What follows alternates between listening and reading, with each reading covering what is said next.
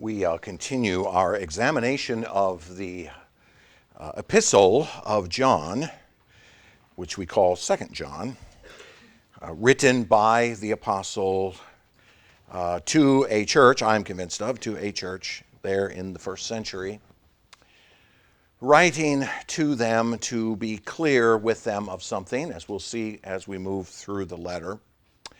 But as we started the letter, we noticed that there was a structure to this letter, which I want to remind you of again. And I'm doing so on purpose. I want you to be sure you understand the structure of this letter. It helps make more sense of it. John began the letter by introducing himself. He identified himself. He called himself the elder, which means to me that he was writing as a pastor, and writing, in this case, a deeply personal letter to a church that he loved in truth, meaning that he then goes on to identify his church. And then he greets that church. We looked at this starting last week, the greeting of the letter there in verse 3, where he acknowledges the blessings that have come upon them in grace and mercy and peace. And then he moves into a commendation of them for their faithfulness, articulating his thesis, expanding upon it by establishing the indicatives that make his thesis, and then placing his imperatives over them, the commands that will be necessary then flowing out of that thesis, ending with some final greetings. Now, this week I want to pick up in the middle of my sermon last week.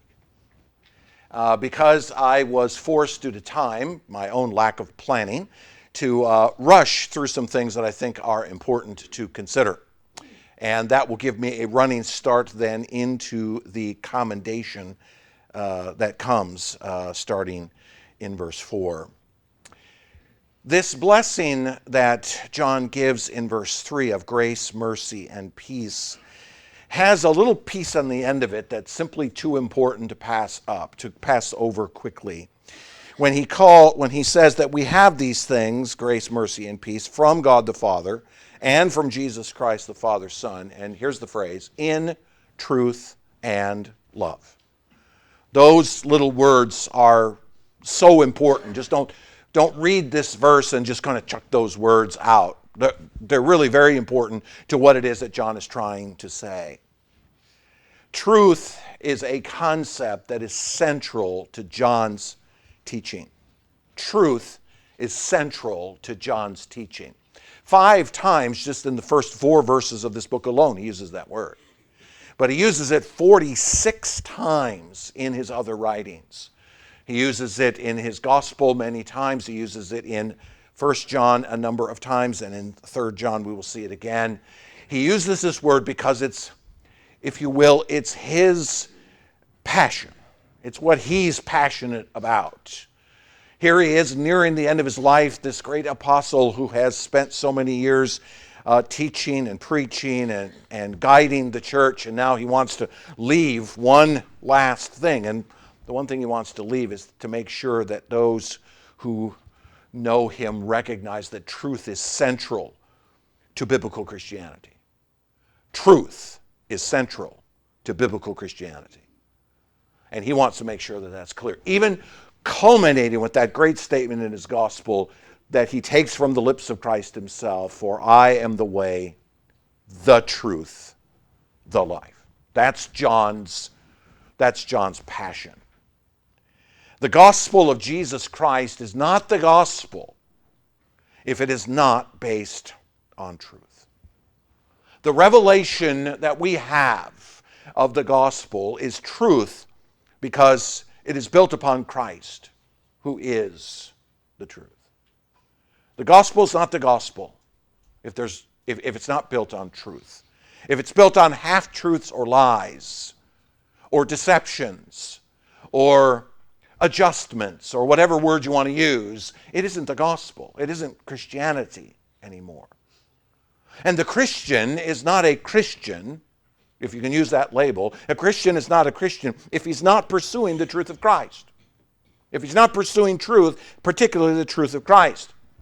And not only pursuing truth, but rejecting all other systems that would lead you away from the truth. including the popular religion of our day, otherwise known as secularism. The Christian is not a Christian if he's not pursuing after truth, because technically, if he's not pursuing after truth, he's not pursuing after the source of that truth, the very essence of that truth, who is Christ himself. Jesus does not get us if he's presented as one bringing anything less than truth to us. No, Jesus does want us to act like adults. He wants us to act like adults. He does not want us to be childish.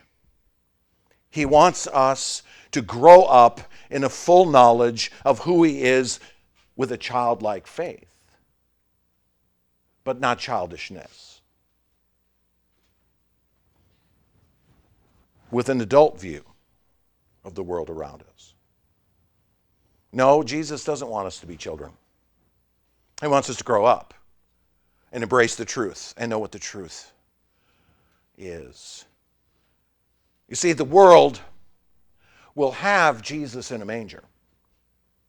Sure. They'll have Jesus in Galilee, eating with sinners. They'll have Jesus teaching us to love our enemies.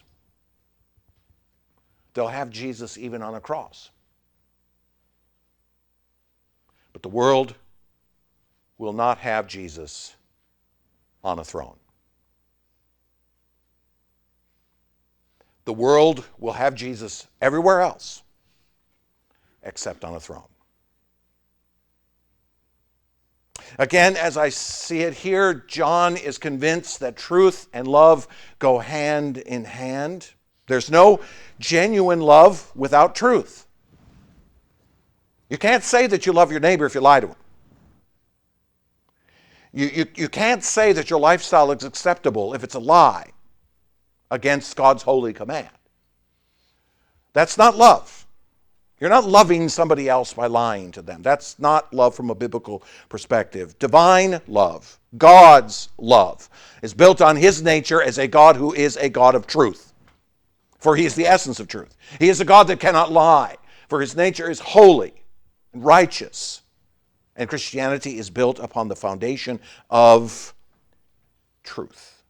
Genuine, divine, agape love does not exist without truth. And to allow lies to fester between us is to fail to love one another genuinely.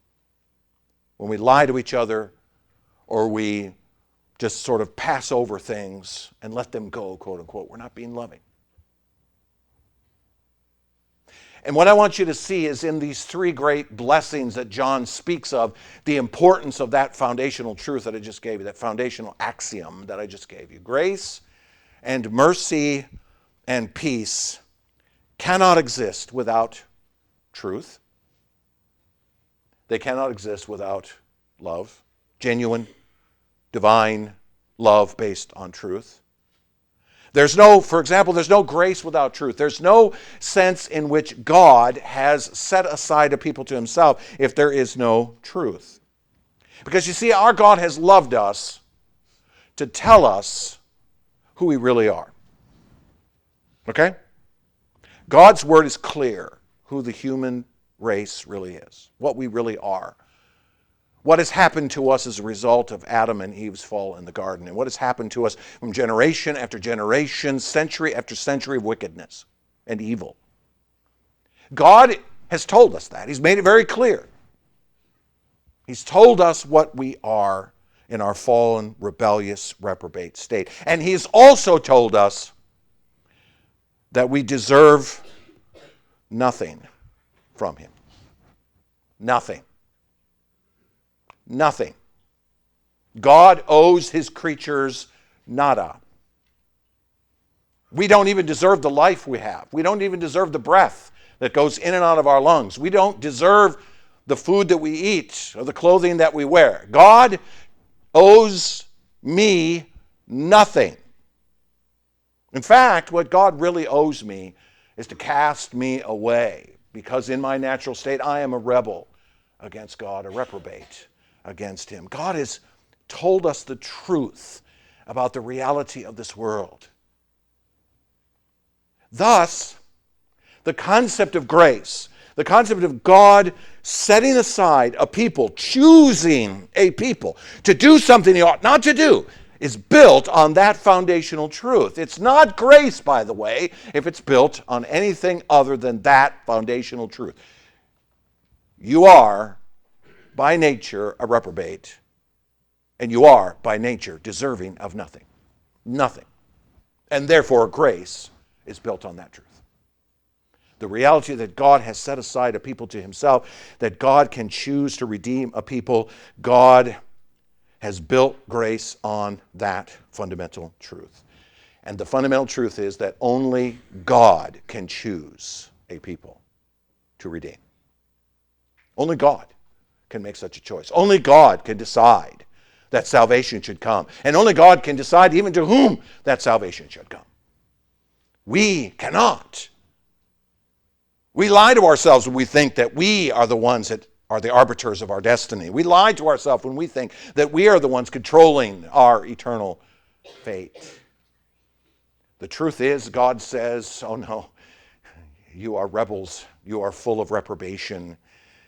You are fallen and evil and wicked, and you deserve nothing from me that is good. But God has chosen, under that truth, to give us life. There is no grace without truth. And there's no grace without love, because grace is an unmitigated act of love on the part of an infinitely loving God. The fact that God has set aside the elect to himself is because he has loved them with an everlasting love. He has loved them in his Son, Jesus Christ, from everlasting to everlasting. For us to truly grasp the concept of grace, then we need to understand that.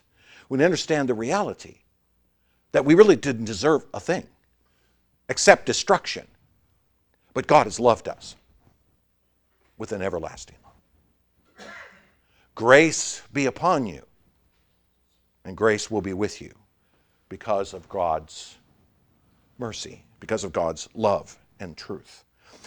Which leads to the second, there's no mercy without truth. There's no mercy without truth or love. God has loved us enough to tell us what we deserve. He's made it clear what he's going to give to the reprobate. And what they're going to have is this: that God is going to give to the reprobate everything they want. He's going to give them precisely what they want. Now, at first glance you say, well, hey, that sounds like quite a blessing. No.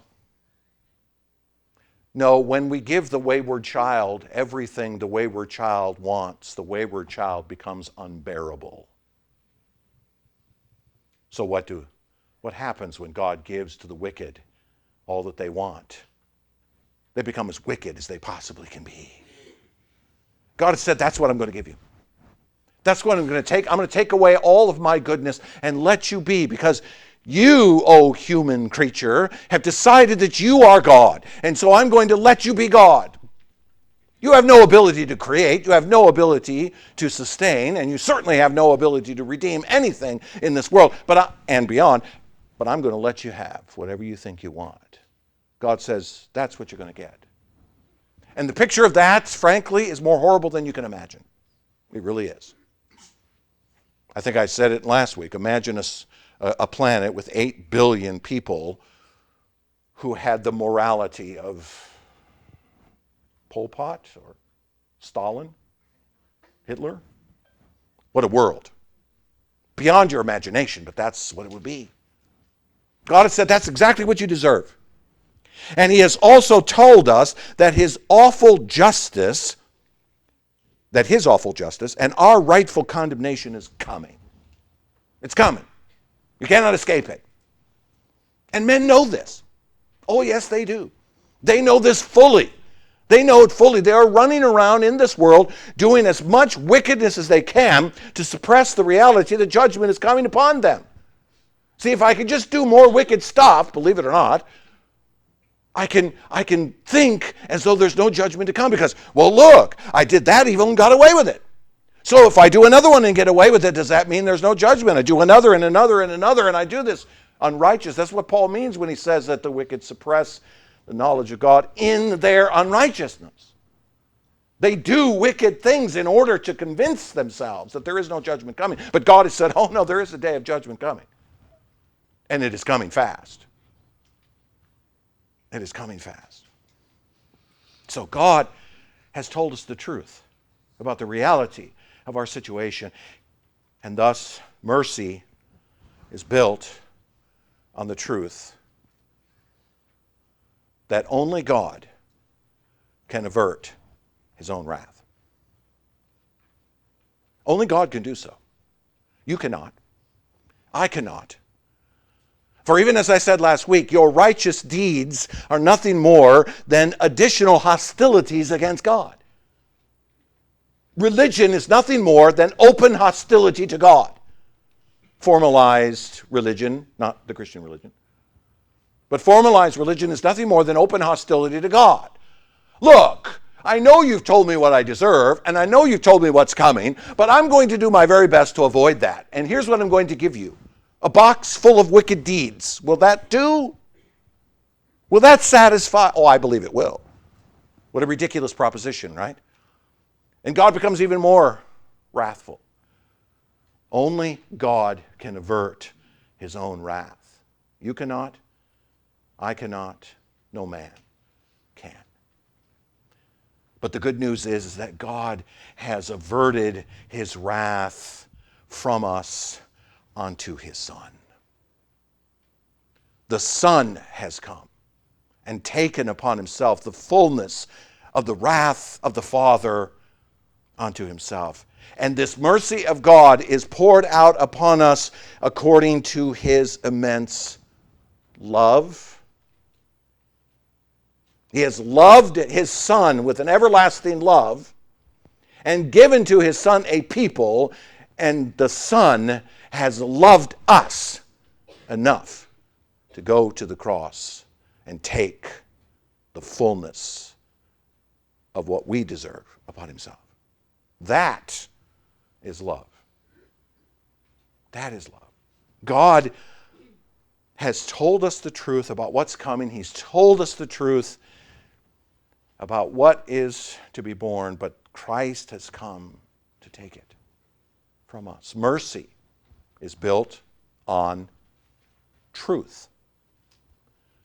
And the same is true of the last of these three, and I think probably the greatest of the three, to be honest with you, because it is peace. You see, our God has loved us enough to tell us what our relationship is with him. And no, God has not gone into the world and said, well, I just love all of you. You're just all so special to me. That is not true. The Bible is clear that God has said, no, I hate the reprobate. And I hate the sin of the reprobate. I hate the wickedness of reprobate men who shake their fists at the heavens. God has told us the truth of what our true relationship is with him. We are not in the garden anymore. We have been cast out. And the garden has been swept away. We are now living outside of Eden. Our relationship with God is hostility. And God has told us that this hostility will only grow as we try to love him in our own foolish ways, sinful ways. Therefore, the peace of God is built on the truth that only God can restore a relationship with him. Only God can reach out and draw a man or a woman to himself. Only God can do that. We can't do that. We're outside of Eden. We don't have an ability to go to God and build a relationship with him. And our religious activity doesn't change our relationship with the Creator. One iota. Sacrifice all the bulls you want on the altar. It makes no difference. Changes nothing about your relationship with the Creator. Nothing. You're still broken. You're still out of relationship with Him. But peace, true peace, genuine biblical peace is built on the truth that God can restore a relationship. And this peace is a lavishing of the love of God upon us as He takes us to Himself as His sons and daughters. And day by day, He lavishes upon us what we need to walk in faith and love. We have a relationship with God as the elect that's built not upon our own faltering abilities, but upon the massive love of Christ for us. You see? John thinks truth is a pretty important matter. John thinks that grace and mercy and peace are important, but they come to us in truth and in love. They don't come to us in some sort of emotionalism or sentimentality. No, they come to us in truth. Powerful truths that tell us the truth about who we really are and what our situation is and what our relationship with our Creator really is. It tells us the truth. God has said to us, here is what is true of you, O man. But then He has said, but I will love you. I will give you my grace. I will put my mercies upon you. And I will give you peace. Because I am the only one who can. Okay? So when John gives us this greeting, by adding that little phrase to the end, he has changed the game entirely, if you will. Because he wants to make sure you understand that this concept of the truth is at the core of the Christian faith. So let me ask you a question this morning. Do you grasp the enormity of this assertion? Do you? Do you grasp the enormity of what I just said? That truth from God must characterize every aspect of your existence? Do you get that? Do you truly grasp that? Be careful.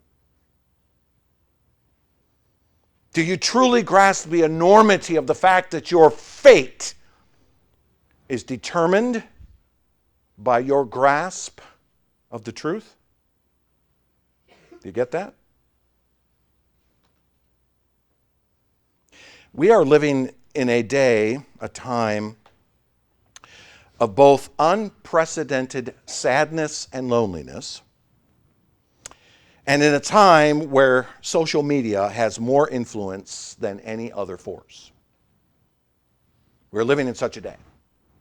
We're living in a day in which there is massive loneliness and depression, and social media is the primary means of influence in the world we live today, okay?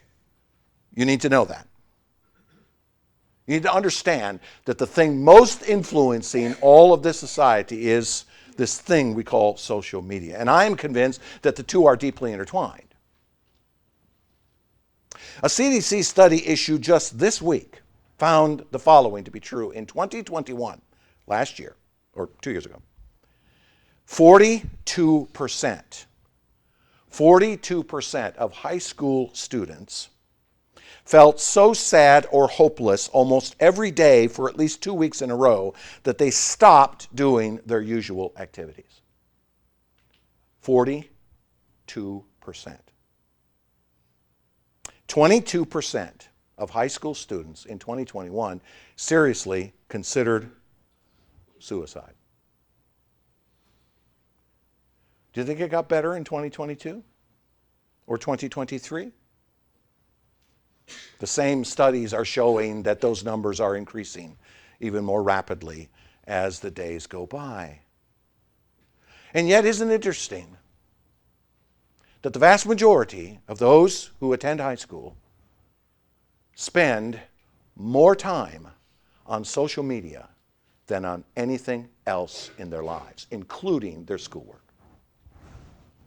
They literally spend more time on social media than anything else they do. Sleeping is the only thing that has higher attention than social media.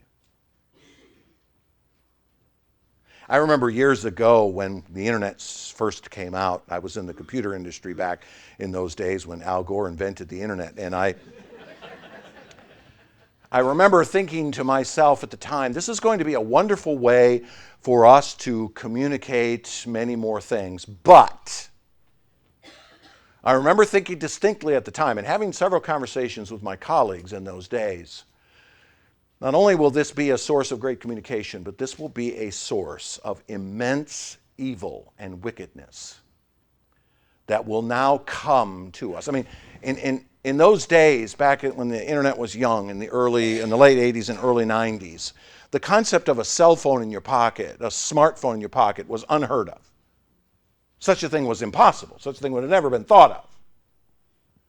But it was still reasonable to conclude that somehow that thing, which we called the interweb to begin with, would be some sort of mechanism that would allow us to communicate easily.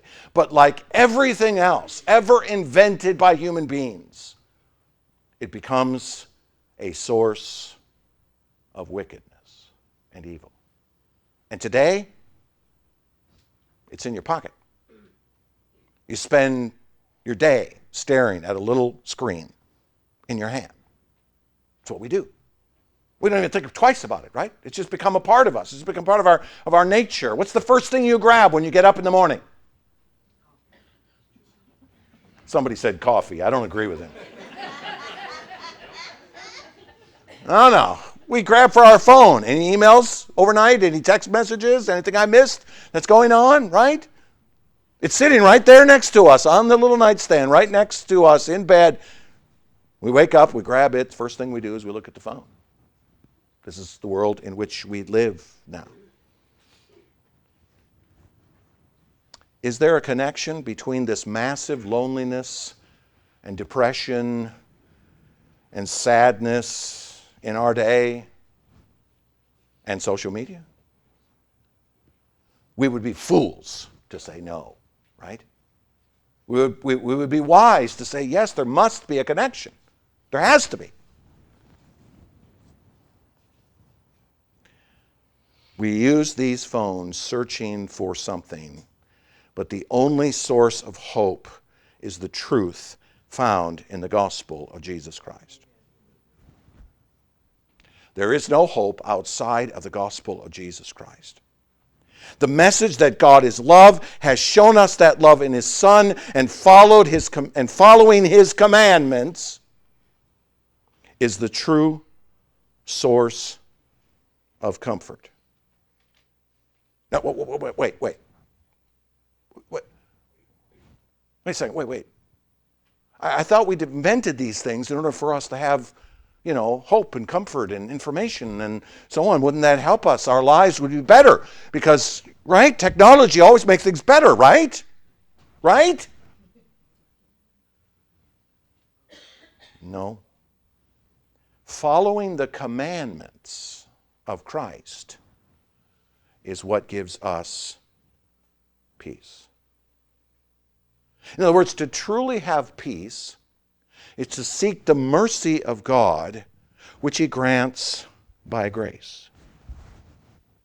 Or as Jesus so eloquently put it in John 8, if you abide in my word, you are truly my disciples, and you will know the truth, and the truth will set you free.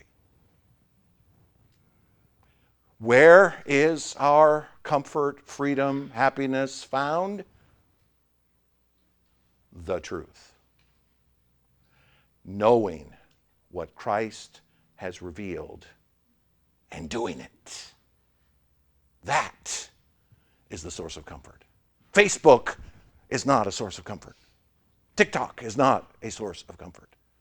Instagram, Snapchat, and the worst of them all, Twitter. None of these things will provide you with comfort. In fact, they find exactly the opposite.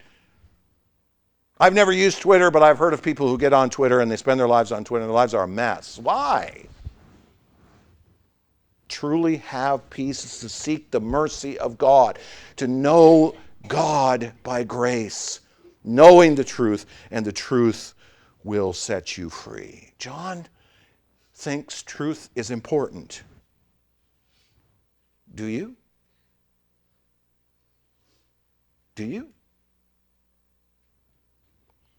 Now, notice what he says in verse 4. We come now to the commendation of this letter.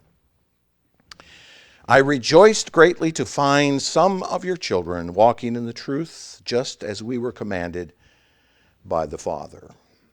John says, I rejoiced greatly. That word rejoiced is the verbal form of the word joy. The verbal form of the word joy. The word which is kara. This case, it's kairo, to rejoice. We know this word in the lexicon means to be glad, to be happy. In fact, it's used as a noun in that sense 59 times in the New Testament. But in usage, it is a word assumed to be a synonym of happiness. People today simply use the word joy as a synonym of happiness. Right? I have joy, joy, joy, joy down in my heart. And then we talk about this as happiness. We think of ourselves as being happy, but that's not what joy is. We talked about this at great length at the beginning of our examination of the letter of James, because James talks about count it all joy, and we spent a great deal of time. So you want to go back to my sermon series and listen to that section on James chapter 1. Biblically, joy is more than an emotional response. Okay? Joy is not an emotional response. Joy is the long-term recognition of true value in any given situation that gives us a strong sense of assurance, even when our emotional state runs contrary due to difficulties. Joy isn't an emotional response. Joy is recognizing the value of something as an assurance in the long term. Even when we don't feel happy about it. Even when it's discomforting, painful. It's interesting, by the way, that the Greek word kara here used for joy is similar to the word charis for grace. They both come from the same root. In this case, joy is a choice. A choice. It's a choice to be satisfied in spite of the difficulty of the circumstances. It's a choice to find assurance outside of the situation, particularly in the promises of God. In the face of our overwhelming difficulty, we look into the face of God and we say, I choose still to trust the promises of God, even in the midst of my pain. That is the definition of joy. Now, yes, I will agree there will be emotional components that will come from it, like happiness and gladness and delight. They may come. And we may experience an emotional sense of happiness in whatever we face, but we may not. In fact, very often, our joy will be in the midst of pain. Joy is to see value in whatever we are facing, no matter how we feel about it. So John rejoices over the situation he sees in his audience, even though he knows there are problems. He makes a choice to be filled with a sense of satisfaction over the life of this body of believers, even though the situation for them and for himself is far from ideal. An old man writing a letter to a church, probably under deep persecution. The circumstances for him were not good. The circumstances for them were not good. But what does John choose to do? He chooses to be filled with joy, to rejoice over the situation. True joy is to look through our momentary afflictions. To look through them, not at them, through them. To see Christ seated on his throne. To remember the promises he made to us, that all who come to him will find rest. As he himself said in Matthew 11, come to me, all who labor and are heavy laden. Now, this is not labors of toiling the ground. This is labor of life, the emotional realities and difficulties and circumstances. Come, all who are labor and are heavy laden, and I will give you rest. Come to me, Jesus says, all of you who know who you are before God, who know what your soul really is in your fallen state. Come to me. Come to me. Take my yoke upon you. Take my what? Take my yoke. A yoke is a device designed to keep oxen going the direction they're supposed to go. It's a controlling mechanism. Jesus says, take my controlling mechanism on you, which is what? His law, his commands. Take my commands upon you and learn from me. For I am gentle and lowly in heart, and you will find rest for your souls. That's the very definition of joy. Joy isn't to hunt around on social media looking for some sort of happiness. No, joy is to go to Christ, looking through my tribulations and troubles and seeing Christ high and lifted up and taking his yoke. Yes, Lord, what would you have me to do? Yes, Lord, I will be obedient to you. I will follow you. I will follow you to the end. So John says, I rejoiced greatly. But he also says, I rejoice greatly to find some of your children walking in the truth. John finds some faithfulness in the church. Interesting, isn't it?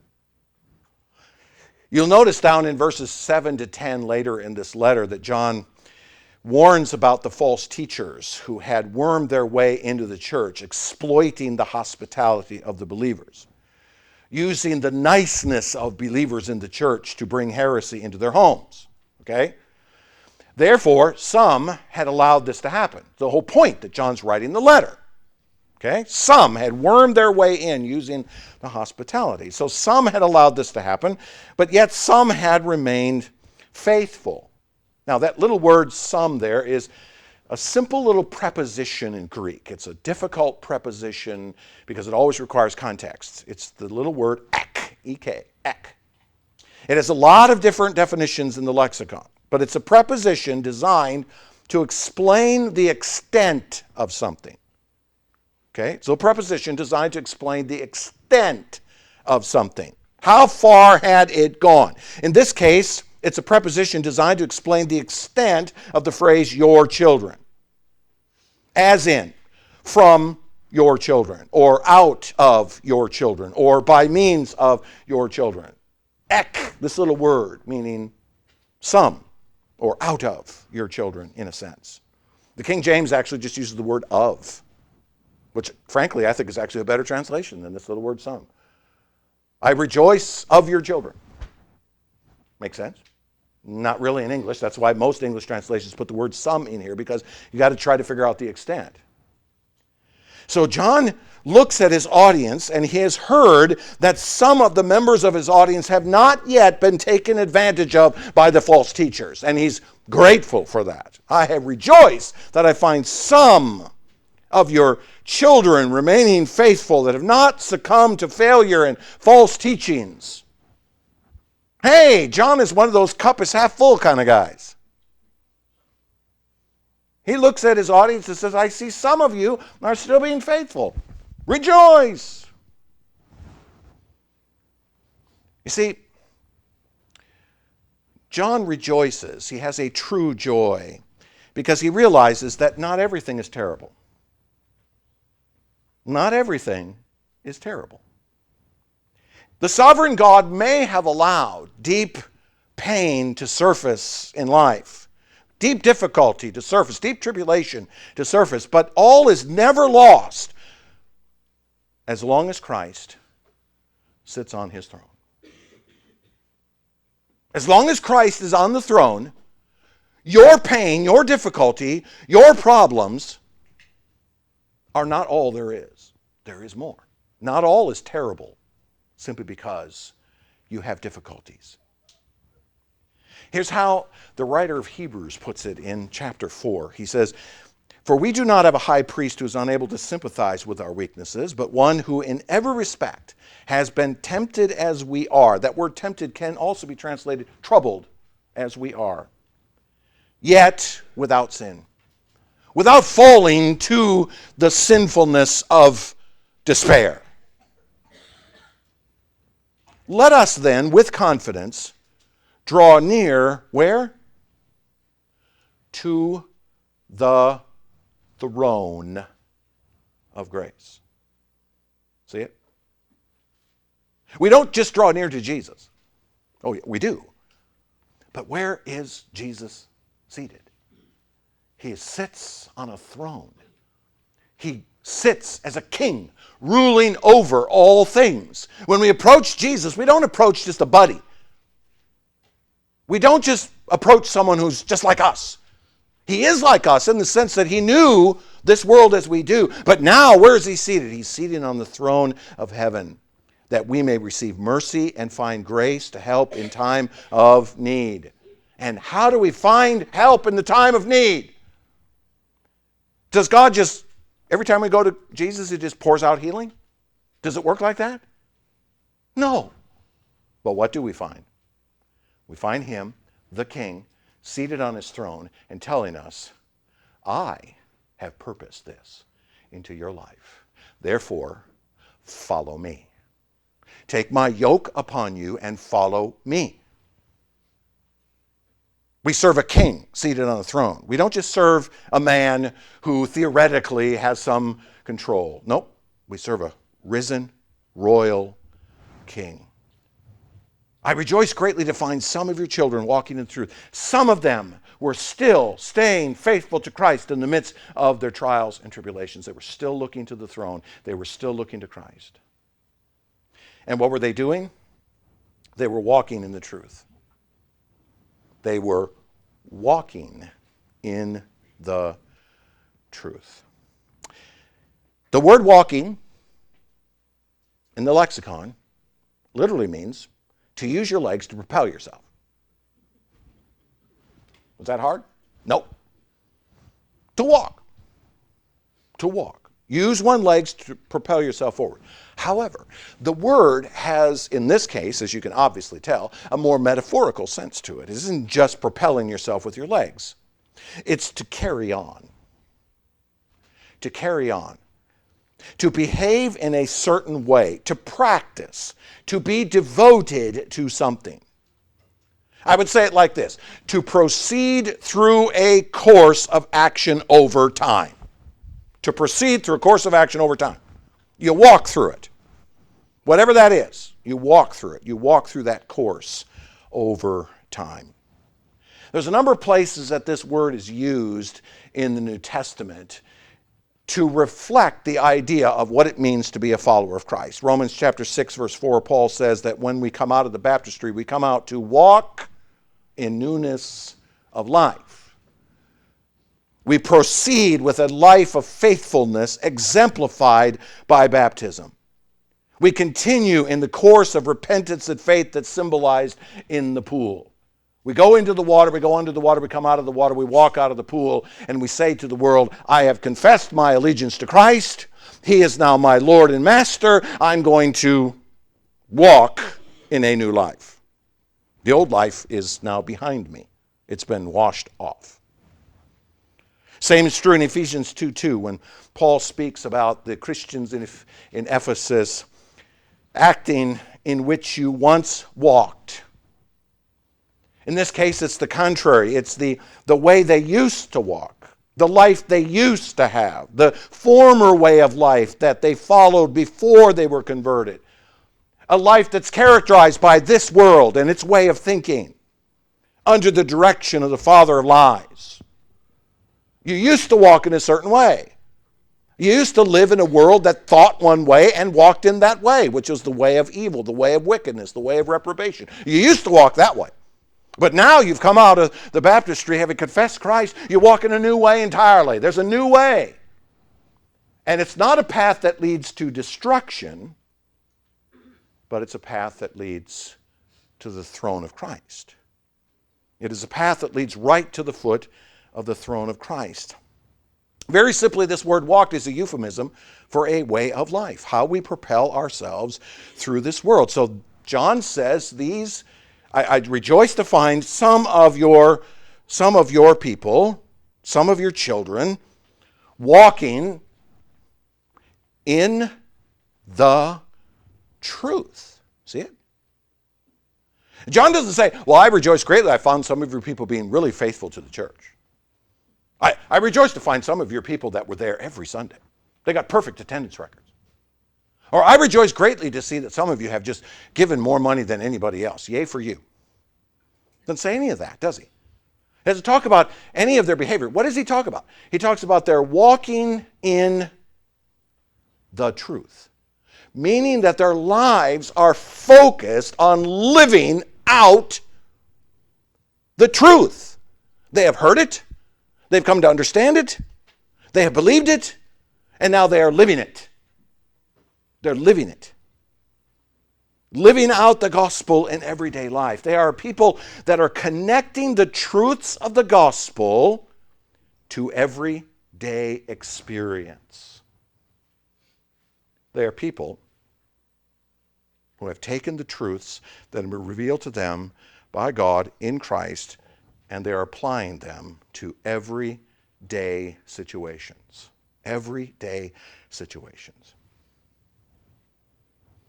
Or we might say it like this. These are people who are holding to a Christian worldview and living that out as consistently as possible. Okay? They have heard the truth. They have believed the truth. They have embraced the truth. And now they're walking in that truth. They start here with an understanding of it. It has penetrated their hearts, and now it's coming out of their hands and their feet. Or let me put it to you like this. Theology matters. Those two words would light most churches on fire, frankly, if someone would dare preach them in their midst. Theology matters. Truth matters. Understanding what God has revealed matters. And where does it matter? It matters every day, in every aspect of your life. It matters from the breakfast cereal you chose to eat this morning to the city you decide to go live in and the job you decide to take. It matters in every single one of the decisions in between those points. Every single thing. Theology matters. John rejoices over the reality that some in his audience continue to live out the faith delivered to them in the gospel. They're walking the path of truth in their relationship to God and his gospel. True joy is to seek out what is true and live consistently under it. Even when the world around you is filled with lies, the sovereign God remains steadfast in truth. The one seated on the throne of heaven remains steadfast in truth. He continues to tell you what is true. His gospel is true. Psalm 145, verse 18 says, "The Lord is near to all who call on him, to all who call on him in truth." The Lord is near to all who will come to him and seek him, but seek him to understand what he has said is true. He fulfills, continuing the quote, he fulfills the desire of those who fear him. He also hears their cry and saves them. Again, there's no salvation outside of truth. There's no Christianity outside of truth. Truth is the essence of what it means to be a follower of Christ. So true joy is to seek out truth and live under it. And this is a truth, John says, that was commanded by the Father. I rejoice greatly to find some of your children walking in the truth, just as we were commanded by the Father. See that last part? We were commanded to this. John knows that this is the will of God for the believer. We have been commanded. Let me say that again. We have been commanded by the Father to walk in truth. If there's one command, that's it. Follow me. The eternal decree of the Father is that the elect will, under his command, live out a life of truth. That is what God has purposed. God has purposed for those of us who know Christ by faith and by faith alone. Those of us who know him will walk in truth. We will seek his truth. That's what he's commanded for his elect. Conversion to faith in Christ by the Spirit is a command for the converted to go forth and live out what he has purposed as the central part of his decree. As Paul says it in that very famous passage of Ephesians 2:10, but listen to it in this context. For we are his workmanship, created in Christ Jesus for good works. What kind of works? Good works. Works of truth. Works of obedience, right? Which God prepared beforehand. When? Before you did them. When? Before he created you. When? Before he created the world. That we should walk in them. We are commanded by God to walk the path of obedience to Christ. Salvation is not an offer to get a prize. Okay? Dispel that notion. Salvation is not an offer to receive some sort of prize. It is a call to a life of perseverance that leads to an everlasting communion with God. And we must walk the path that leads to it. We must choose to walk the path that leads to it. What does Jesus say in Matthew 7? Enter by the narrow gate. For the gate is wide and the way is easy that leads to destruction, and those who enter by it are many. For the gate is narrow and the way is hard that leads to life, and those who find it are few. It's not a common thing for men to walk a path that is hard. They want to walk a path that is easy. They want to walk a path that is comfortable. They want to walk a path that makes them feel like they are the arbiters of their destiny. Because after all, I chose the path. But Jesus says, no. There's a narrow gate and a very narrow path.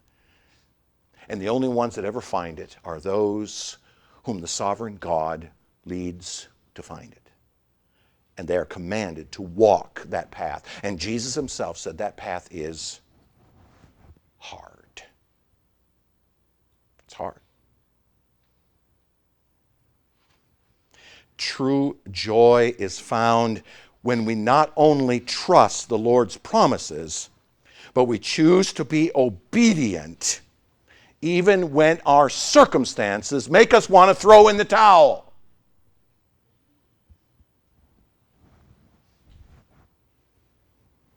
Paul writes these words, very familiar. Very familiar. We sing them once in a while. Paul says in 2 Timothy 1, he says, and I'm quoting this out of the King James, okay? For the which cause I also suffer these things, colon.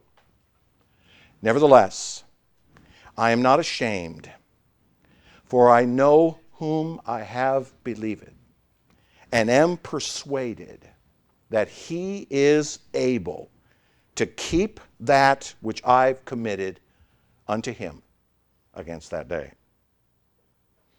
Paul says, I suffer many difficulties, but I know whom I believe in.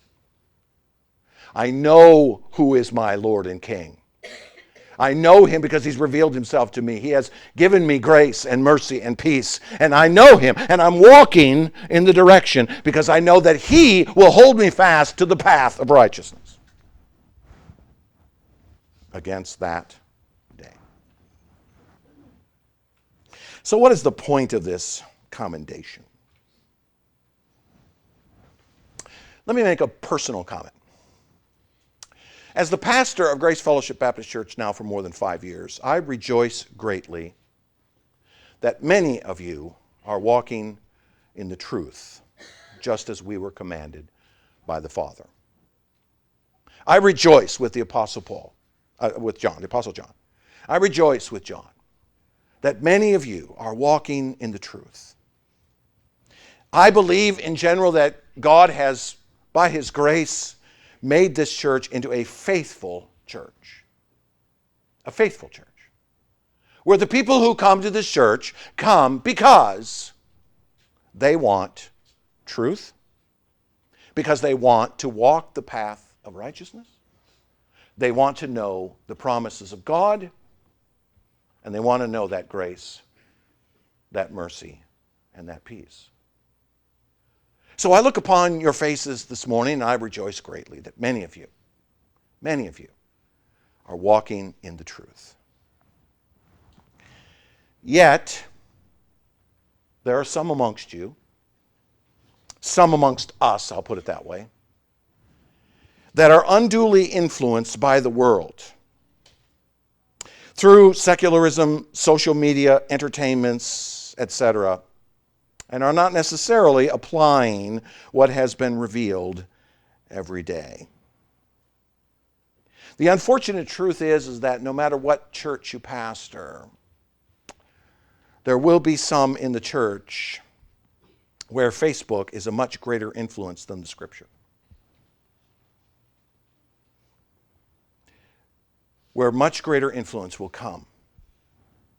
Ask yourself this question: what did you put the most amount of your time into this week? What got your attention? I don't mean just your raw time. I mean your attention. What was your mind thinking about most of this week?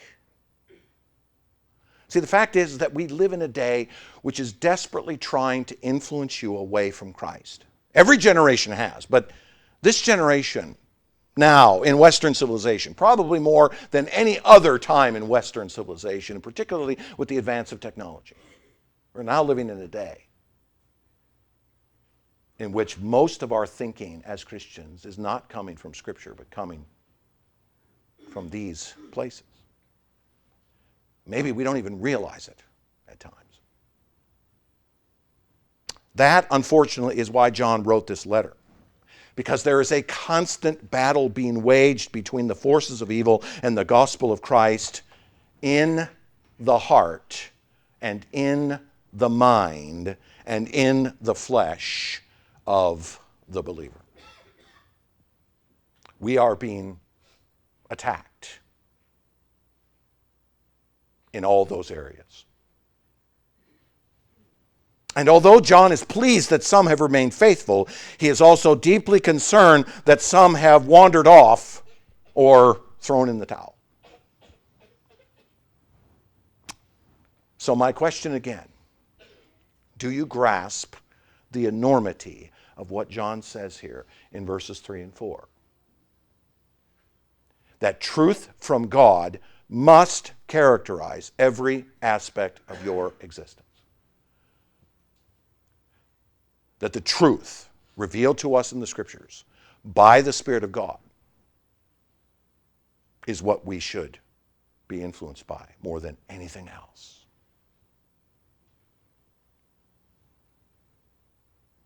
Do you recognize how you must apply that? Do you see now what you must do to walk that path, to stay fixed upon Christ? Don't let the things of this world, don't let the tools change you. Follow Christ. See him seated on his throne. Take his yoke. Walk towards him in truth.